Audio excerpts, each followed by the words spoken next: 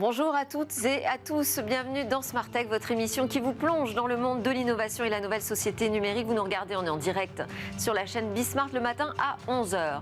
Aujourd'hui, je vous propose d'ouvrir cette émission avec cette question sur le niveau de la menace cyber qui est liée au conflit entre la Russie et l'Ukraine après plus d'un mois de guerre. Où en sommes-nous de cette cyberguerre totale qui a été plus ou moins une menace sous-jacente du conflit terrestre?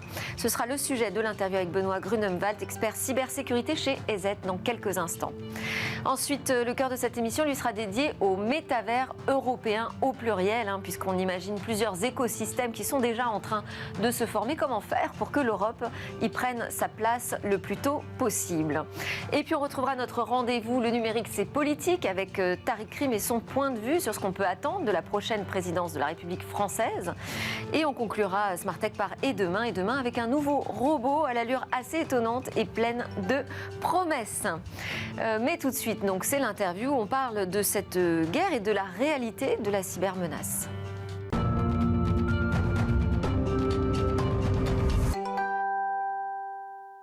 Alors, à l'heure où l'on découvre les horreurs de la guerre aux portes de Kiev, qu'en est-il de cette cyberguerre annoncée comme sous-jacente au conflit terrestre?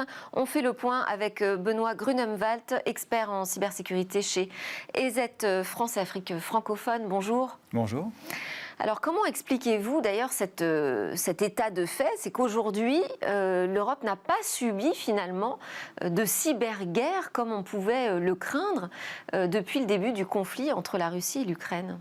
Alors, l'Europe n'a peut-être pas subi de cyberguerre. Par contre, dans le théâtre des opérations, il y a, et depuis longtemps, des actions cyber qui sont menées sur le terrain de l'Ukraine. Est-ce qu'on peut dire qu'il y a eu une escalade des conflits cyber pendant ces plusieurs semaines? Ces 4 semaines, c'est plus que 4 semaines aujourd'hui. Alors, nous, on observe le territoire ukrainien sous l'angle cyber depuis un certain temps. Depuis à peu près 2013, on a commencé à repérer les premières actions qui sont des actions menées par des groupes d'attaquants hautement sophistiqués. Je pense par exemple à Sandworm. Sandworm est un groupe qui mène des actions sur des cibles de très haut potentiel, visant principalement l'espionnage ou la déstabilisation. Et on l'a vu avec 2 attaques sur des centrales de production d'électricité qui ont privé d'électricité un grand nombre d'habitants en Ukraine par 2 fois. Donc ça, c'était 2013-2014. Oui. Mais là, on n'a pas assisté à ce qu'on nous annonçait de pire, finalement, des menaces de blackout, de coupure totale d'électricité ou même d'Internet. On n'a pas assisté à ça aujourd'hui. Effectivement, on n'a pas assisté à cela. On a assisté à des attaques par déni de service qui ont essayé de rendre indisponible un certain nombre de ressources. Et puis, avant l'invasion terrestre, on a repéré, en particulier nous, chez EZ, des attaques qui avaient pour objectif de rendre complètement indisponibles des machines dans des cibles de haute importance, on va dire. Plus précisément ? Plus précisément, généralement, ce sont des entités gouvernementales, des médias. Ukrainiens, Ukrainiens, russes, tout à fait, sur le sol ukrainien. On a une bonne, ce qu'on appelle télémétrie, c'est-à-dire que nos clients utilisent nos solutions et ça nous permet de remonter des informations dans nos laboratoires. Et grâce à ça, plus d'autres sources, on va analyser quelles sont les menaces en cours qui s'opèrent sur le territoire. Et donc ça, cette découverte, elle arrive à la veille du démarrage du conflit terrestre entre la Russie et l'Ukraine. Depuis, on a aussi parlé de menaces très sévères sur les câbles sous-marins qui pourraient couper l'Internet des Européens. Alors déjà, on va essayer de préciser, est-ce que cette menace, elle est crédible? Mais aussi, est-ce que les câbles sous-marins sont l'infrastructure la plus sensible aujourd'hui pour la connexion? Alors, les câbles sous-marins sont forcément une connexion sensible, parce que via ces câbles transitent un très grand nombre de données. Par contre, la structure même d'Internet fait qu'on a un maillage. Alors, bien entendu, on a un maillage dans différents points, que ce soit des points terrestres, mais on a également un maillage grâce aux satellites. Donc, si un câble vient à être sectionné, par exemple, par erreur, le transfert le débit va diminuer, mais on aura quand même la possibilité de continuer à communiquer. Il y a une résilience en fait qui heureusement est prévue. Est-ce que comme on n'a pas vu cette guerre terrestre couplée d'une cyberguerre totale, en tout cas telle qu'on pouvait la craindre, est-ce que ça veut dire que c'est compliqué de mener 2 conflits à la fois de cette envergure ? C'est l'analyse qu'on peut faire. C'est certainement compliqué de mener ces attaques-là. Une cyberguerre, ça prend beaucoup de temps. Ça prend beaucoup de temps et puis ça nécessite aussi d'aller attaquer des points très spécifiques.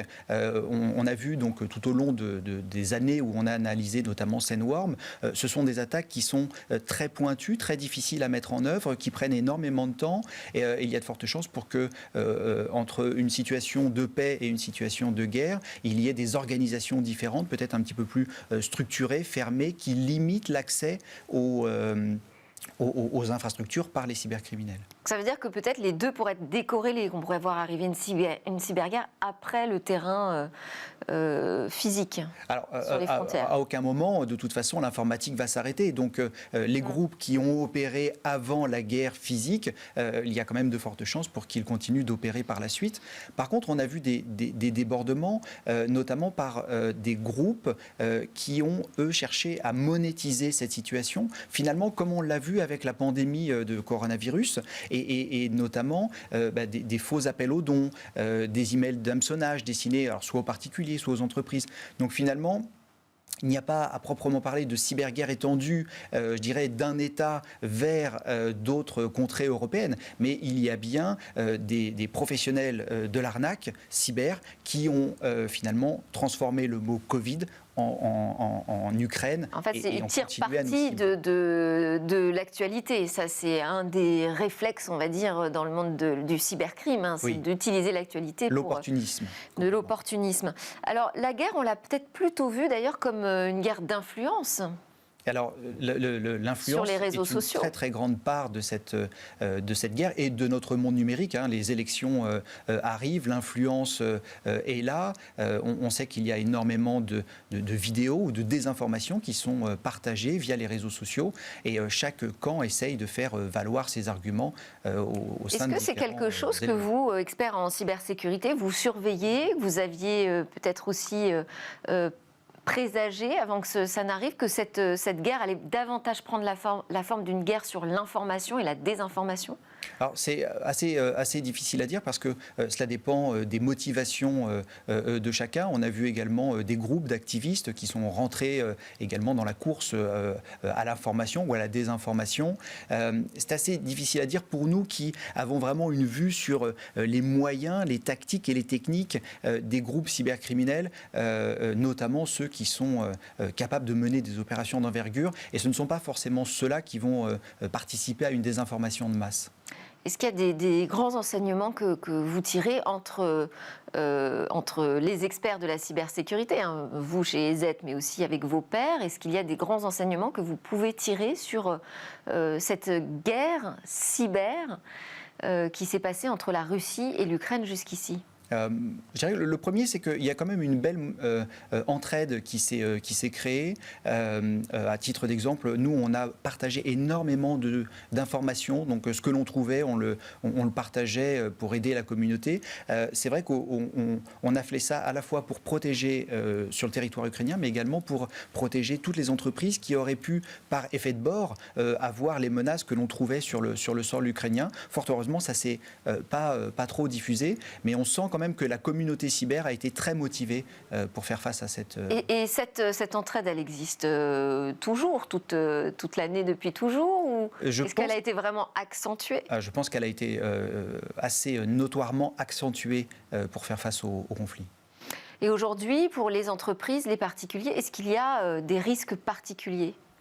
Alors, le risque existe toujours, il est forcément accentué par cette situation. On se souvient également de NotPetya qui, a priori, était une menace qui visait uniquement le sol ukrainien, mais qui, par ses mécanismes de propagation, a été diffusée dans le monde entier. Donc, sans être alarmiste, et il faut rester conscient de la menace et refaire un tour, en profiter pour refaire un tour. Si on est particulier, je le disais tout à l'heure, les cybercriminels, eux, vont profiter pour pouvoir nous soutirer de l'argent ou des données. Et si on est une entreprise, eh bien, renforcer ces mécanismes, en profiter pour faire de la sensibilisation de ses utilisateurs et revoir également ces politiques de sécurité.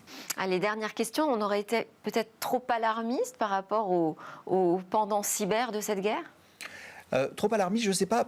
Prudent, oui, ça c'est évident. Dans notre métier, on est toujours un petit peu paranoïaque. Donc, effectivement, quand il y a des événements, on est toujours prudent. Et il vaut mieux, finalement, renforcer ses sécurités, prendre une posture de défense, d'observation, plutôt que de se retrouver dans une situation comme notre Petya, où on ne peut plus faire nos courses, où les stations-service, par exemple, se retrouvent fermées.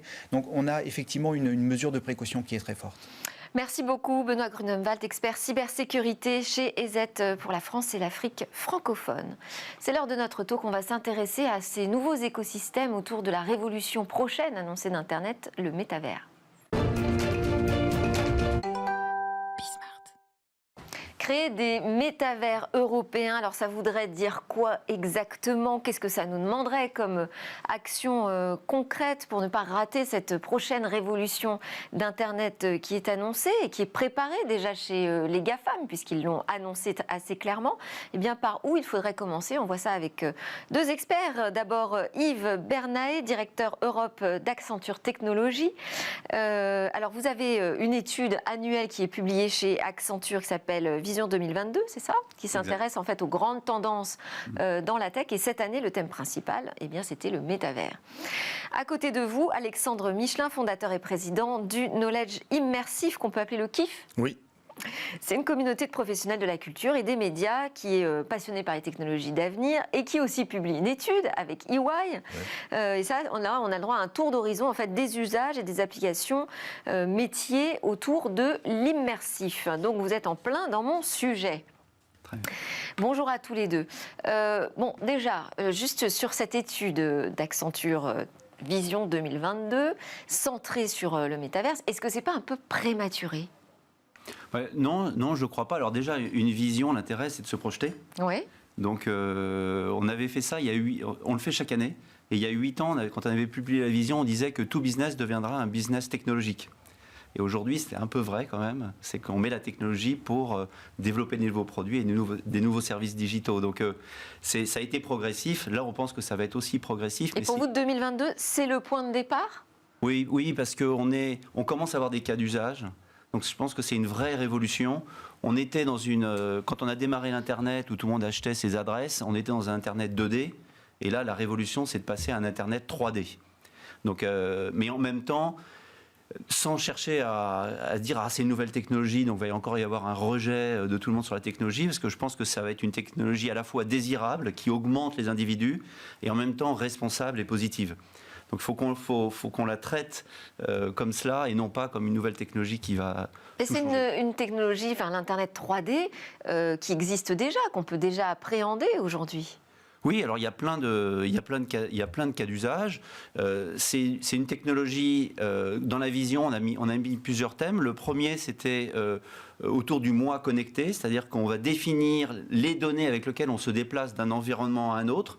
Et donc l'environnement dans le métaverse où on va être va se modifier en fonction de nos informations personnelles qu'on a bien voulu mettre à disposition. Alors parfois sur Internet, on ne les contrôle pas très bien. Parfois ça en fait beaucoup plus qu'on ne le croit. Voilà, exactement. Ouais. Donc on ne se contrôle plus. Ensuite, deuxièmement, ça va être un monde programmable. On parle de ce qu'on appelle d'informatique ambiante. Vous savez, avant on interagissait avec des écrans, c'était assez simple. Maintenant, c'est les objets qui interagissent. Donc, dans un avion, c'est une aile qui va évoluer en fonction de la météo, en fonction de l'environnement météorologique. Dans une voiture, ça va être des sièges qui vont nous informer quand il y a un risque, quand la personne a un niveau de fatigue trop élevé. Donc, on interagit avec des objets plutôt que d'interagir avec simplement un écran plat. Ensuite, toutes les technologies jusqu'à présent se basaient sur des données réelles, donc on n'était pas encore vraiment dans un monde virtuel. Aujourd'hui, tous les algorithmes d'intelligence artificielle utilisent des données structurées, bases de données, ou des données non structurées qu'on va trouver sur Internet.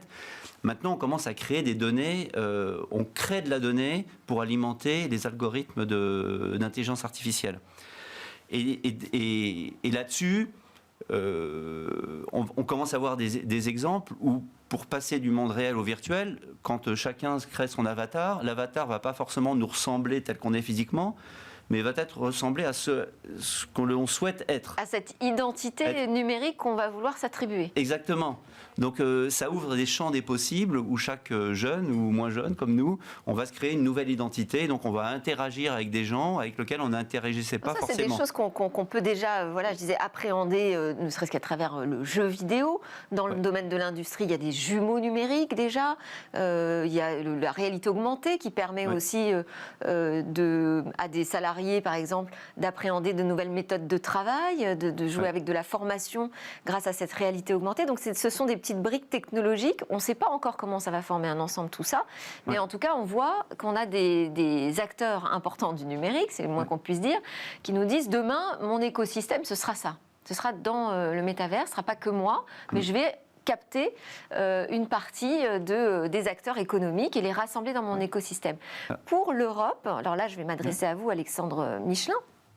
Quelle est l'opportunité pour l'Europe de voir se dégager ces nouveaux écosystèmes? Est-ce qu'on peut créer nos propres écosystèmes? Et si oui, comment? Alors, on est dans la phase de définition en fait, de cet Internet, notamment en termes d'infrastructure. Donc il y a déjà une opportunité industrielle. Aujourd'hui, c'est une opportunité qui est saisie par les Américains et les Asiatiques, les Chinois notamment, mais aussi les Américains. Donc il y a une opportunité pour l'Europe de réinvestir dans les infrastructures, parce que ça veut dire beaucoup d'intelligence artificielle, ça veut dire du cloud, ça veut dire les éléments essentiels de l'Internet du futur qui sont en place. Par ailleurs, on a plein d'atouts. On a par exemple une société comme Ubisoft, qui est un des leaders du jeu vidéo.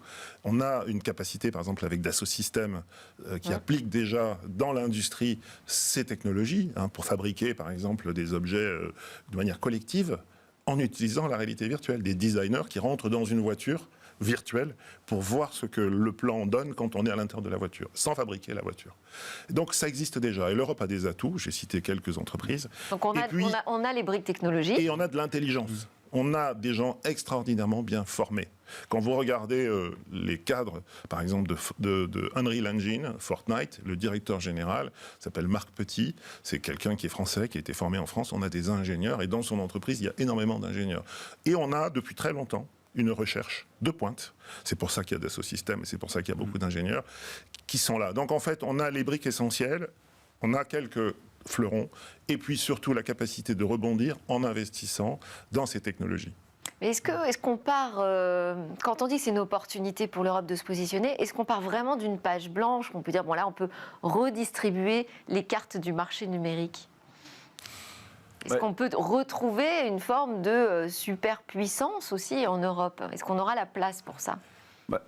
C'est une question de souveraineté. C'est-à-dire que si on laisse l'Internet 3D être défini par, vous les avez dit, les GAFA, on connaît les limites de l'exercice. On ne va pas pouvoir les en empêcher. Alors, on peut y participer. D'abord, il ne faut pas oublier la loi. Et les Européens, notamment sur les aspects de concurrence, ont montré qu'ils étaient très efficaces. Absolument. D'ailleurs, demain, on aura un débat spécifique autour de cette régulation du marché de la concurrence. Et il y a des questions tellement fondamentales derrière ce qu'on appelle le Web 3D. Par exemple, l'identité numérique, avec les NFT qui permettent d'identifier finalement quelqu'un dans un contrat et pour toujours, qu'on ne peut pas imaginer finalement que ça soit défini que par les États-Unis d'Amérique. Partout, on se rend compte aujourd'hui des difficultés qu'on a quand on n'est plus maître de notre propre sécurité. Il y a des éléments de sécurité, il y a des éléments de loi, et puis il y a des éléments de commerce. Mais est-ce qu'on doit créer notre propre écosystème européen ou est-ce qu'il faut aussi jouer le jeu et rentrer dans ces écosystèmes que les GAFAM nous préparent? Moi, je pense qu'il faut quand même jouer le jeu, parce qu'ils apportent des capacités d'investissement pour les outils de développement. C'est quand même très difficile de les rivaliser sur la capacité d'investissement. Maintenant, là où je pense qu'on peut être très fort, quand on regardait sur Internet, on avait un peu raté avec les GAFAM ce qu'on appelle le B2C pour les consommateurs. Maintenant, je pense que si on regarde à la fois sur les consommateurs et les entreprises, sur les consommateurs, prenez juste l'exemple de la mode. avec les avatars, on commence à voir au-delà des espaces qui sont achetés, physiques, on va acheter un building, on va acheter une rue, on va acheter un bout de ville, c'est de vendre des produits. Donc un produit de mode Gucci ou un sac à main, on va l'acheter en virtuel. On va designer des nouveaux produits virtuels. Et ça, notre compétence à la fois de designer et de développeur pour mettre à disposition sur le métavers ces outils-là, je pense qu'on a une compétence, comme vous le disiez, unique. Donc ça, c'est pour les consommateurs. Donc, par exemple, l'industrie du luxe, on n'est pas trop mauvais quand même. On est très bon. On est très bon, on peut le dire, allez, en France, aurait vraiment une carte à jouer dans cet Internet 3D. Ça a démarré là. Elle y est. Les exemples qu'on donne sont des exemples avec des marques françaises. Le Printemps, par exemple, se lance aujourd'hui avec un magasin virtuel complètement immersif. Donc, à la fois en création avec des marques très connues, mais aussi dans la distribution. Mais après, il faut trouver le savoir-faire numérique pour toucher ce client final. Je pense qu'on l'a, là, c'est une question d'innovation. Alors, pas en France, mais H&M l'a fait, où on peut, avec son avatar qui nous ressemble étrangement, on peut tester des vêtements sur soi dans ce monde-là. Donc, ces technologies, on sait les développer. En l'occurrence, c'est une compétence qui est basée en Europe. Il y a une start-up française qui s'appelle The Sandbox. Vendre ces technos. Ouais. Oui. Pardon, il y a une start-up française qui s'appelle The Sandbox, qui a été désignée la semaine dernière par Time Magazine comme une des 100 entreprises les plus innovantes. C'est une équipe française menée notamment par Sébastien Borget, qui a innové en mettant des NFT dans du jeu. Et donc, être déjà dans cette approche et qui signe avec Carrefour, avec des grandes banques, HSBC, qui signent des contrats, des partenariats, et même avec des artistes américains comme Snoop Dogg. Or, c'est une société qui a été créée en France, qui faisait du jeu mobile, et puis qui est en train de grimper. On a aussi un écosystème de start-up et des talents, des talents et des marques. Est-ce que ça veut dire aussi que ça va faire émerger de nouveaux business models, de nouveaux modèles économiques ? Oui, c'est évident. C'est pour ça que tout à l'heure, vous me disiez, est-ce que c'est pas un peu trop tôt ? Ou c'est une reproduction de ce qui existe déjà ? Non. Il y a forcément je passe en virtuel ce qui existe en réel, copie. Ouais. Je prends une robe, je prends une montre et je la mets réellement en virtuel et on les vend. Ou alors je crée des produits spécifiquement pour ce monde-là. Et c'est là où on a besoin de toute notre capacité d'innovation. Et c'est là, par rapport aux États-Unis, je pense que l'Europe peut faire sa différence. Mais c'est donc pour les consommateurs, mais après, je pense que c'est pour les entreprises. Parce que si vous regardez notamment l'industrie qu'on appelle l'industrie X.0, la réindustrialisation ou l'automatisation des usines, pour mettre de l'intelligence artificielle et maximiser l'automatisation, donc la productivité des usines, l'Europe est très avancée. Donc si... Même sur la partie, par exemple, 5G, où on attendait beaucoup pour l'industrie du futur, on constate un certain retard à l'allumage. Oui, mais en même temps, pas forcément par rapport en tout cas, aux États-Unis. France. Oui. Après, c'est peut-être pas la même chose si on parle de l'Allemagne, où ils sont beaucoup plus avancés sur Oui, alors c'est pas faux. Par exemple, dans l'automobile, en Allemagne, une des entreprises a virtualisé 17 de ses usines. Et donc, ce qui se passe, c'est qu'avec des casques, en fait, les opérateurs interagissent à distance sur la chaîne de production. Bon, c'est des choses qu'on est capable de faire en France aussi, mais déjà, cette compétence-là, elle est en Europe, donc on sait la leverager. C'est pour ça que je pense que la partie business, c'est là, au-delà du consommateur, c'est là où l'Europe a une vraie carte à jouer, parce qu'on peut utiliser toutes les compétences qu'on a sur l'industrie et créer cette nouvelle industrie dans laquelle on interagit à distance, on virtualise des usines. Pour nous, je pense que c'est une très forte différenciation sur l'Europe. Donc cette bataille-là, je pense qu'on peut la gagner sans problème. Et alors si on revient quand même sur l'histoire du modèle économique, parce que ça peut être aussi un atout pour l'Europe, on va sortir là de ce qu'on a connu jusqu'ici avec Internet, la gratuité en échange des données. Oui. Là, on entre dans un paradigme tout à fait différent économiquement. Il faut imaginer, d'ailleurs, je crois que le gouvernement anglais a annoncé hier qu'il allait sortir un NFT. Donc on se rend compte qu'il va falloir se poser la question des crypto-monnaies et les intégrer dans l'ensemble du processus, des smart contracts aussi. Oui. Et quand on va aussi sur les modèles économiques, même dans la culture, par exemple, il y a une exposition immersive actuellement à la Défense qui a été sponsorisée par Orange autour de Notre-Dame de Paris. Oui, que j'ai vu, qui est superbe. Et voilà, et donc les consommateurs acceptent de payer pour faire cette expérience. Oui. Donc on commence à voir, pour sortir de la gratuité, et quand on identifie la valeur de l'expérience, les gens payent 30 € et trouvent ça normal. Et donc on est vraiment dans la naissance d'un nouveau marché. Il y avait auparavant une exposition qui s'appelait Sensory Odyssey au Muséum d'Histoire Naturelle, avec des synchronisations d'odeurs et d'écrans géants. Pareil, plus de 100 000 personnes l'ont vu. Donc on commence à rentrer dans des marchés de masse avec du divertissement. Et c'est très important comme le jeu vidéo, parce que c'est souvent là que se fait la transmission. Les enfants ou les jeunes sont tout à fait habitués à acheter du virtuel, plus que nous. Et c'est même un jeu. Sur Fortnite, ils achètent des faux habits virtuels. Pour nous, c'est un peu absurde. Mais pour eux, ça veut dire que leurs amis avec lesquels ils jouent, finalement, sont habillés par telle ou telle marque. Et il y a même eu un cas, je crois que c'est Gucci, où le sac Gucci, en virtuel, coûtait plus cher que le sac réel, parce qu'il est rare. Ouais, exactement. Alors, et ils se les échangent aussi. Ils se les échangent, ils se les revendent. C'est beaucoup plus simple à revendre c'est en digital. là, on est en train de dire que finalement, cette monétisation nouvelle avec l'arrivée de la rareté, de l'unicité dans le numérique, ça permet à l'Europe de retrouver finalement, de retomber sur ses pieds, de retrouver ses modèles économiques classiques et sa valeur. Mais est-ce qu'on ne va pas à nouveau se faire disrupter par des grandes puissances qui vont être capables de proposer tout ça sous forme d'un abonnement illimité, par exemple? Est-ce qu'il faut se préparer, je dirais peut-être à la révolution d'après économique dans les métavers? Je ne sais pas si on peut être disrupté, l'important c'est d'être le premier. Donc l'important c'est, et on le voit, les grandes entreprises commencent à venir nous voir en disant quelle doit être ma stratégie sur le métaverse. Est-ce que, par exemple, je dois simplement acheter de l'espace?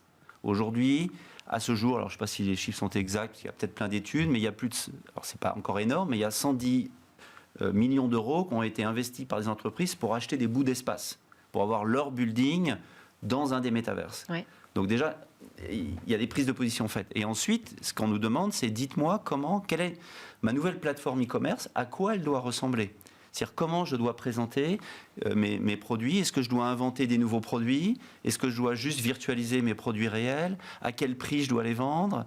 Est-ce que je laisse le libre-échange entre les gens de les revendre et de faire des enchères?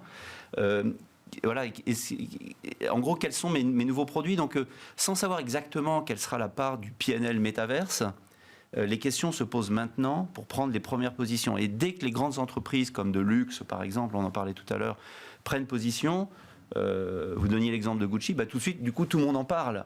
Donc, ça fait partie de l'élan, de l'image de la marque, de se positionner sur le digital. Donc, il faut y aller. Complément. Il faut y aller. Maintenant, faire sa stratégie et commencer à positionner des nouveaux produits complètement virtuels, des copies du réel en virtuel et commencer à avoir une nouvelle activité. De l'e-commerce. Ça paraissait incroyable d'acheter en ligne. Aujourd'hui, la pandémie l'a montré, c'est tout à fait banal.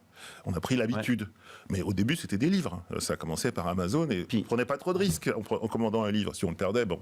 Même avant, les entreprises se disaient, est-ce qu'il faut que j'achète l'adresse de mon nom, www. chose. Maintenant, ils se disent, est-ce que je dois acheter un espace virtuel? Donc, c'est une autre projection en 3D avec des expériences qui vont être très individualisées et puis une qualité d'émotion qui est tout à fait différente. C'est pour ça d'ailleurs que le luxe s'intéresse, parce que ça peut créer, on peut même imaginer, je crois que c'est sur quoi travaille Zara en particulier, des modèles qui existent d'abord dans le métaverse, d'abord dans le virtuel, qui après deviennent des habits réels, dans l'autre sens. Et donc là, ça ouvre des champs pour la créativité qui sont considérables, et aussi des nouveaux modèles. Donc c'est peut-être par l'industrie du luxe, de la culture, de l'art, que ça va démarrer pour l'Europe dans les métavers? On a des grandes marques, et on a un patrimoine exceptionnel. On a ces marques qui sont connues dans le monde entier, qui doivent se défendre, parce qu'il y a des nouvelles marques qui arrivent, qui sont issues de ces mondes-là. Et puis, on a un savoir-faire que le monde entier reconnaît. Les Chinois, quand ils venaient en touriste à Paris, ils allaient au Louvre, ils allaient avenue Montaigne. Et puis, il y a moins d'appréhension aussi de la part de ces grands groupes vis-à-vis de l'Internet, qui leur faisait perdre de la valeur jusqu'ici le numérique. Là, il y a moins d'appréhension, donc on va pouvoir y aller plus vite.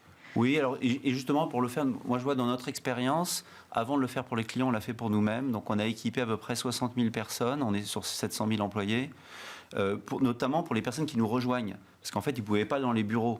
Donc on a virtualisé les bureaux sur le métaverse, et donc ils ont visité avec des casques les bureaux pour voir quelle est l'entreprise qu'ils étaient en train de rejoindre, avec des interactions avec des avatars, pour discuter avec des nouvelles personnes, des managers qui étaient présents. Donc ça, on le fait, et on commence à le faire pour les clients pour que, au-delà de dire qu'est-ce que je vais vendre sur le métaverse, d'abord c'est d'en faire sa propre expérience.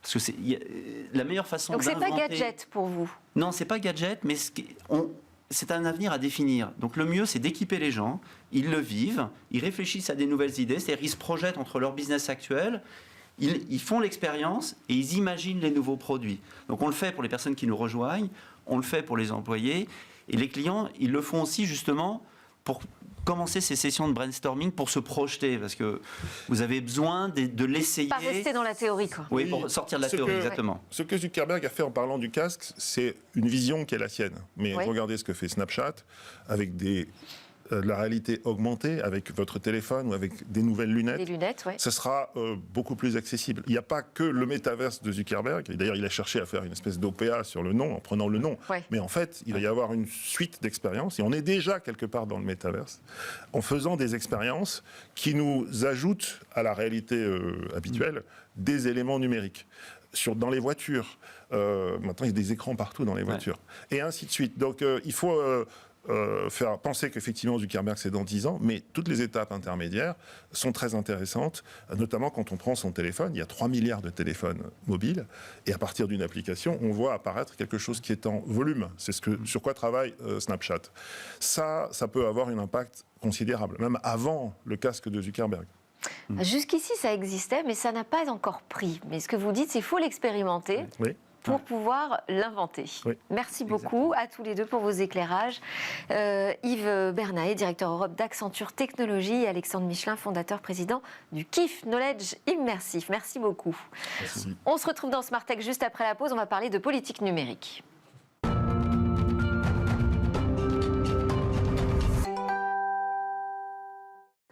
Vous êtes de retour sur le plateau de Smart Tech, l'émission qui pousse les portes de l'innovation et questionne cette société numérique.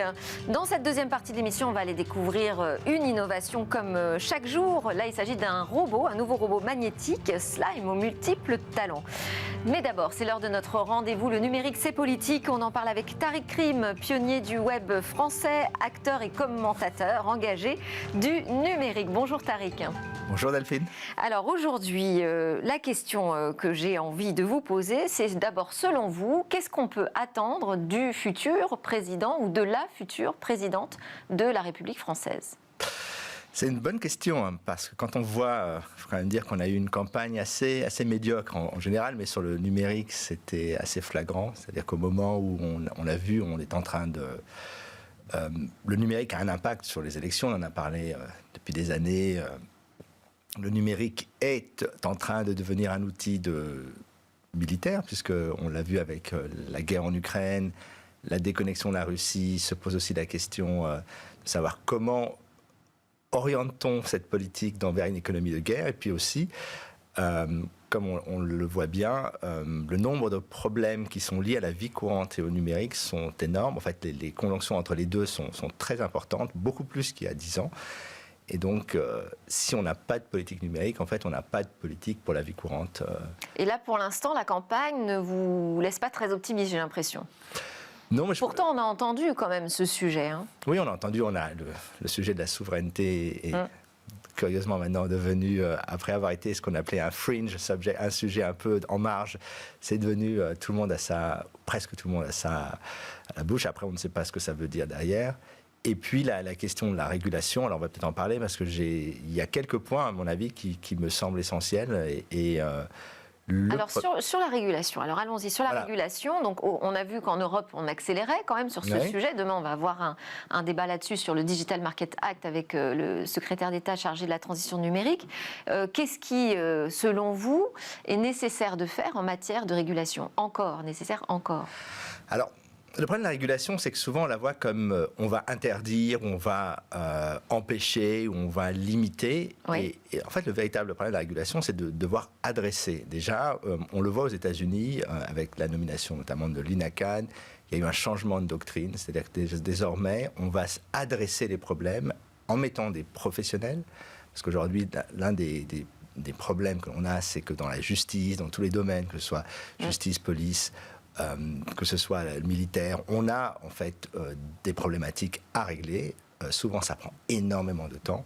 J'avais un ami qui me disait que lui, entre choisir la France et les Pays-Bas, il a préféré les Pays-Bas parce qu'il dit si on a un problème indifférent, un problème de droit, de propriété intellectuelle, ça va être réglé en 6 mois, 1 an aux Pays-Bas et en France. C'est sûr que c'est On ne beaucoup sait plus pas. long. Ouais. Donc il y a déjà un problème de remettre la régulation et pour être sérieux sur la question de la régulation, il faut augmenter le budget des différentes agences. Il y a la question de l'ANSSI pour tout ce qui est cybersécurité, mais il y a aussi la question de l'autorité de la concurrence, c'est-à-dire qu'il faut que désormais l'autorité de la concurrence se saisisse de ces sujets, mais pour qu'elle puisse se saisir de ces sujets, il faut qu'elle ait des informaticiens, des gens compétents, la CNIL, etc. Donc il faut augmenter leur budget. Si on ne fait pas ça, on n'est pas sérieux. Pour monter en compétences. Absolument. Puis l'autre chose qui me semble importante, qui est une idée que je défends depuis des années, c'est l'idée d'une task force. C'est-à-dire quand finalement, quand on adresse la problématique des GAFAM ou des grandes plateformes, une partie est liée au ministère de l'Intérieur, une partie est liée au CSA, une partie est liée à la CNIL, une partie est liée à Bercy quand on parle d'optimisation fiscale, une partie est liée à la défense nationale, etc. Donc en fait, la problématique est éparse et chaque agence traite une petite partie du sujet. Oui. Et donc, en fait, on ne traite jamais vraiment le sujet en cette totalité. Et donc, cette idée de task force, c'est d'avoir une personne qui coordonnerait ces différentes agences de régulation de façon à ce que Donc, pas un ministère du numérique. Alors, ça, on peut y venir, parce que je pense que ce qui est important, parce qu'on parle souvent du ministère du numérique, en disant qu'il faut un ministre du numérique. Aujourd'hui, le numérique est rattaché à Bercy. Quand c'est un secrétariat d'État, ce qui était Cédric O et ce qui était ses prédécesseurs, ça veut dire qu'il le propose et c'est le ministre, en l'occurrence aujourd'hui Bruno Le Maire, qui dispose. Oui. Évidemment, dès qu'on est à Bercy, ça veut dire qu'on ne regarde toujours les choses d'une manière très comptable, parce que c'est un peu leur métier. Et donc, avoir un ministère indépendant sous-entend qu'il faudrait également une administration indépendante, parce qu'un ministre... malheureusement, les ministres du numérique ont souvent été des gens qu'on met en avant, mais qui n'ont pas d'administration propre. C'est-à-dire, finalement, ils s'appuient sur Bercy et Bercy a ses propres travers, ses compétences, mais aussi ses propres travers.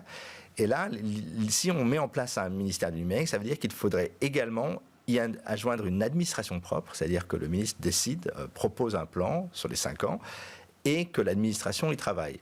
Alors après, comment on réorganise tout ça de façon à ce qu'on ait quelque chose qui soit autonome, et quand je dis autonome, qui soit capable en fait sur la durée de répondre aux problèmes, parce que c'est un des problèmes qu'on a avec le numérique, c'est qu'il est très réactif. Ah, il y a un problème ici, on va dire qu'on va faire une loi. Ah, on a vu que les GAFAM font ci, on va faire une loi. Ah, il y a un problème de la souveraineté, on va dire qu'on fait... Et en fait, il n'y a pas de vision en amont. Ça, c'est un des vrais sujets. Mais pour revenir sur la question de la régulation, je pense que ce qui est important également, c'est qu'il faut un travail de formation. C'est qu'il va falloir former les juristes, les spécialistes financiers de l'État, les fonctionnaires de l'État à ces questions numériques. Et une des choses qui pourrait être envisagée, c'est l'idée de faire des programmes de formation en quelques années, de façon à avoir dans les années qui viennent un ensemble de spécialistes, de gens qui ont une vision, une culture numérique suffisante pour pouvoir traiter ce sujet. Autre question, c'est sur un service public numérique. Ça ressemblerait à quoi ? Alors ça, c'est un sujet que j'ai proposé à quasiment tous les présidents depuis 3 ou même maintenant 4 quinquennats.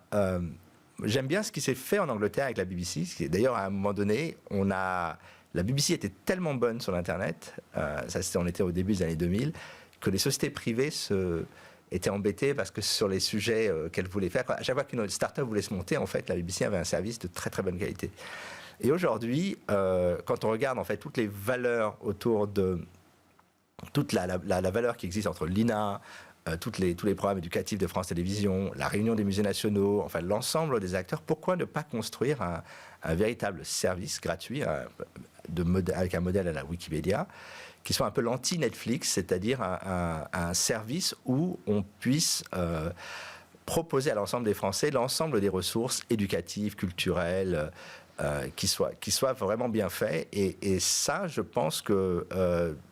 on a évidemment les services comme Salto, mais qui sont plutôt des services pour les séries télé, ce qu'il faudrait. Pour l'instant, on n'a pas connu de succès dans le domaine. Non, malgré de nombreuses initiatives et tentatives. En Finlande, les services qui sont organisés, on fait une sorte de Netflix, service public, c'est le deuxième service après Netflix. Ouais. Et ce qui me semblerait intéressant, c'est de se dire, on met en en ligne l'ensemble de ces ressources, on les organise et qu'on ait un véritable accès à l'éducation, accès à l'art, à la culture, qui soit en fait l'ensemble des ressources de l'État qui soient bien organisées, parce qu'aujourd'hui elles sont morcelées et ça ne veut pas dire pour autant qu'il faut fusionner les entités, mais par contre l'idée d'organiser l'ensemble des contenus de ces différentes entités dans un service qui soit bien fait, ça me semblerait pas mal. Et ce serait aussi un acte de souveraineté numérique. Oui. L'autre sujet, c'est la souveraineté et la résilience. Parce qu'aujourd'hui, on se rend compte que se passe-t-il si demain les câbles sont coupés? Que se passe-t-il si on entre dans un splinternet? On en avait parlé la dernière fois. Comment organise-t-on l'État pour être résilient? C'est-à-dire comment s'assure-t-on que les services numériques fonctionnent et fonctionnent bien, quelles que soient les conséquences extérieures. Beaucoup de sujets donc pour la prochaine présidence de la République. Merci beaucoup Tariq Kriz pour votre regard sur ces sujets numériques toujours politiques. À suivre dans Smart Tech, notre séquence est demain.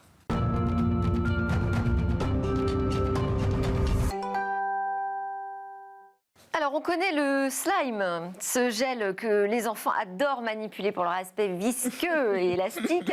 Eh bien, aujourd'hui, on va découvrir un slime magnétique avec Cécilia. Bonjour. Oui, bonjour Delphine. Effectivement, alors moi, j'aime bien l'appeler robot aussi, ce slime. Même s'il n'y a pas vraiment de composants électromagnétiques, il est fabriqué pour effectuer électronique. Oui, parce que c'est magnétique, ouais. On va le voir. En fait, il est conçu pour exécuter des tâches. Donc, c'est pour ça que j'accepte cette formule de l'appeler robot. Donc, c'est un robot magnétique slime, moi qui me fait penser à un alien, vous savez, comme dans les films de science-fiction, qu'il y a une forme sombre et visqueuse qui se balade, qui se déplace et puis qui prend possession de votre âme. Alors là, je vous rassure, il n'est pas question de science-fiction, ni de prendre possession de notre âme a priori, mais d'être utile, de se déplacer et d'attraper des objets. Et c'est très sérieux, il a été mis au point par des scientifiques de l'université chinoise de Hong Kong. Alors justement, comment se déplace-t-il ? Alors il se déplace grâce à un champ magnétique externe. En fait, c'est assez simple comme fonctionnement. À l'intérieur de cette matière visqueuse, il y a des particules magnétiques et donc concrètement pour le faire se déplacer, on utilise des aimants à l'extérieur qui vont permettre soit d'attirer, soit de repousser ces particules. Alors c'est assez impressionnant à voir, mais très simple à expliquer en termes de fonctionnement. On a déjà vu des microbots magnétiques, mais ce qui est très malin ici, c'est donner l'aspect d'un slime. Pourquoi ? Parce qu'on va le délivrer de toutes les contraintes d'espace. Il pourra se déplacer. Ragoûtant. C'est assez ragoûtant, je le reconnais, mais il pourra se déplacer n'importe où. Et donc, il n'aura pas la contrainte d'avoir une forme physique lourde, mais par contre, il a une structure pour attraper des objets. Alors justement, qu'est-ce qu'il saura faire ? Alors, il saura, par exemple, prendre deux fils de cuivre, les réunir ensemble pour réparer un circuit qui serait brisé. Ou alors ramasser un objet en l'attirant. Donc, il pourrait se dérouler comme ça et puis se replier pour attraper un objet, un petit peu comme le ferait une pieuvre, par exemple. Mais ça pourrait aussi aller plus loin. Et là, on revient un peu à la question de l'alien, excusez-moi, mais on pourrait l'utiliser dans le corps humain pour aller, par exemple, récupérer un objet dans l'estomac qui aurait été ingéré par accident. Ils ont fait un test avec un estomac en plastique pour l'instant, où donc ils ont récupéré une petite batterie qui aurait été ingérée. Il a pu se déplacer et aller le chercher. On n'aurait pas un problème avec les particules magnétiques dans le corps ? On pourrait avoir un problème, oui, ça pourrait être toxique, effectivement. Donc les scientifiques ont réfléchi à ça. Ils ont ajouté un composé qui enduit ces particules magnétiques pour qu'elles soient non toxiques pour le corps humain. Mais encore faut-il prouver que ces particules sont certaines de ne pas se déplacer dans le corps humain. Il y a encore beaucoup d'étapes pour prouver que c'est vraiment safe pour le corps humain, pour que ces particules ne traversent pas cette forme visqueuse. Et puis, il faudrait apprendre à suivre ce robot mou dans le corps. On a déjà vu qu'il y avait des solutions de Doppler qui existaient pour ça, quand l'électromagnétisme entre en jeu. Donc, pourquoi pas aller vers cette piste-là ? Beaucoup d'étapes avant d'aller sur le corps humain, mais c'est très prometteur parce qu'il se déplace. Il peut avoir une forme aussi liquide qu'un liquide. Et donc, c'est assez intéressant, même si c'est ragoûtant. Merci beaucoup Cécilia, et d'ailleurs c'était votre dernière chronique et demain puisque vous partez pour de nouvelles aventures, mais on continuera à vous retrouver dans Smart Space. Merci à tous de nous avoir suivis. Nous on continue à discuter sur la tech tous les jours à 11h en direct sur Bismart.